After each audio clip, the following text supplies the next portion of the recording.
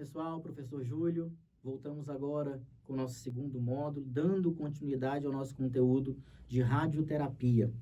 Nesse módulo, nós iremos falar de uma maneira mais clara sobre os efeitos biológicos em si e também a classificação da radioterapia. Onde, a radioterapia se divide. É tudo a mesma coisa? Não é? Então, vamos lá. Acompanhe comigo, por favor. A radioterapia, ela é dividida em duas áreas básicas.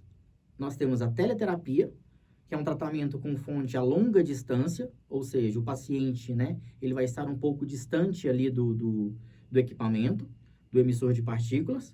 Os emissores de partículas utilizam-se de radiação gama, ou radiação X. As fontes, elas precisam ser seladas, e os aparelhos de raio-X geram um efeito superficial. A segunda vertente é a bracterapia, tratamento com fonte curta, de curta distância, onde há um implante dessas fontes no interior do organismo. E as principais fontes seladas, nós temos o césio-137, o irídio e o rádio. Essas fontes que nós falamos agora, que eu citei para vocês, todas essas fontes, elas serão ou não colocadas muito próximas ao paciente, tá? Ah, professor, mas se eu coloco uma fonte muito próxima ao paciente, o efeito biológico não poderia ser maior? Não. Vamos voltar um pouquinho, então, no efeito biológico. Para que o paciente ele tenha um efeito biológico considerável, um efeito biológico que possa levá-lo a uma condição negativa, é necessário que o tempo de exposição seja muito longo.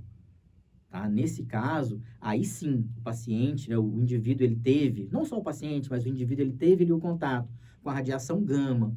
A longo prazo, ele ficou 2 horas, 3 horas, sofrendo ali um efeito da radioatividade, recebendo a emissão de radioatividade. Aí sim, esse efeito, ele pode causar um determinado estrago, digamos assim, no organismo. Do contrário, não. Por quê? Porque para que se haja um efeito biológico, tá? A esse nível, é necessário que eu analise 2 aspectos básicos. Primeiro, o tempo de exposição, Por quanto tempo o paciente ele ficou exposto? Por quanto tempo o indivíduo ele ficou exposto a essa radioatividade?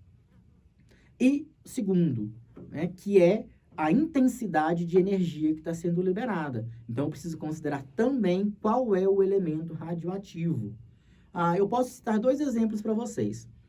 O césio-137, Tivemos em Goiânia, aí há praticamente 33 anos, um acidente radiológico, de grande magnitude, tirando aí os acidentes radiológicos que tivemos em usinas nucleares, o césio-137 foi considerado o mais grave.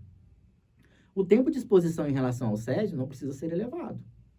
Não é necessário se ter contato com o césio-137 para que a radiação gama ela gere um efeito biológico. Isso por quê? Porque é um elemento com alto potencial de radioatividade e um efeito biológico também, um efeito de penetração muito elevado.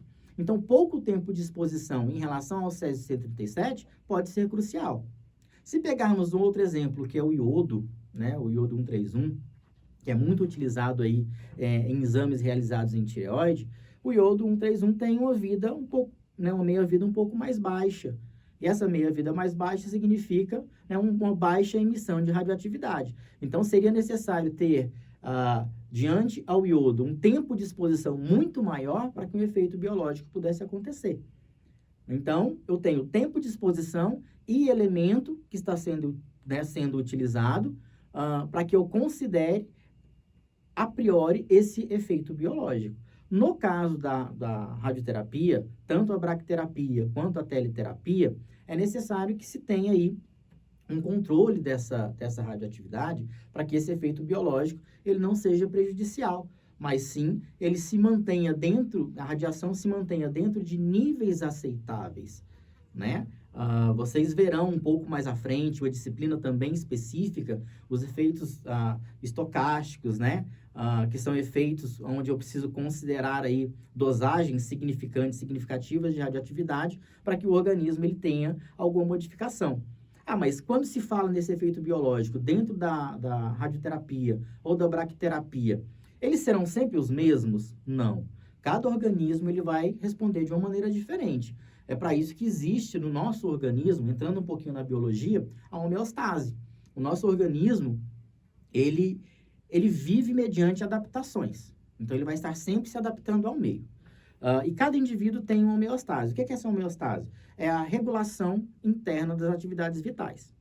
Então, as células do nosso organismo, elas são programadas para responder à altura, né, a esses eventos externos do ambiente. Eu posso considerar a emissão de radioatividade como um efeito externo. Mas por que externo? Essa radioatividade, ela não vai ser liberada só quando há ali um elemento radioativo? Não, claro que não. Nós podemos considerar a luz branca, né, que nós temos à nossa volta. Nós podemos considerar aí a luz solar, todo tipo de onda que é liberada por um equipamento, onda de rádio, as ondas que são emitidas, né, nas telecomunicações, aí como as ondas eletromagnéticas que o próprio celular, aparelho celular, recebe.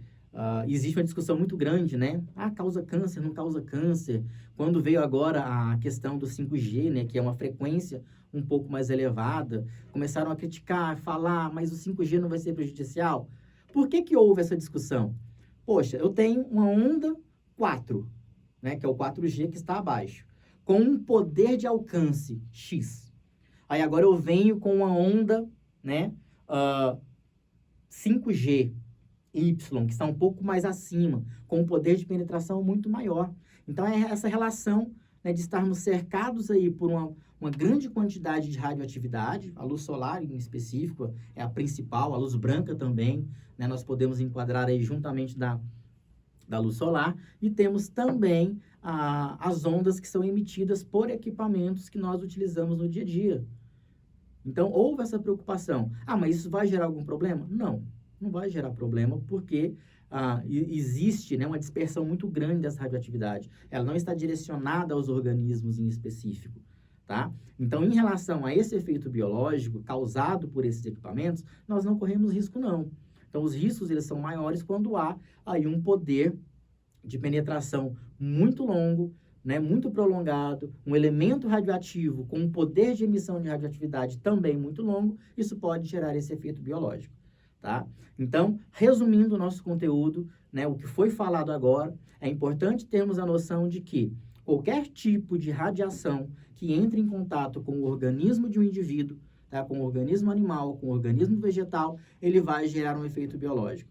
E esse efeito biológico é uma alteração no organismo, que pode ser tanto favorável quanto desfavorável.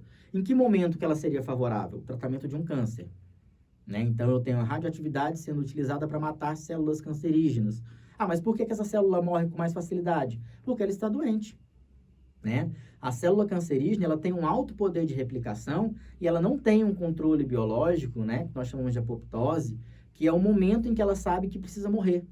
Então, ela desperta o seu reloginho para se desenvolver com uma frequência muito elevada. Aí nós temos, por exemplo, uma metástase, né, onde o câncer ele se espalha com muita facilidade, mas essa célula não sabe a hora de parar o seu processo reprodutivo. É aí que entra essa radioatividade, né? É um efeito biológico sendo, né, utilizado para conter o desenvolvimento dessas células cancerígenas. Mas ele pode trazer algum efeito que seja negativo? Sim.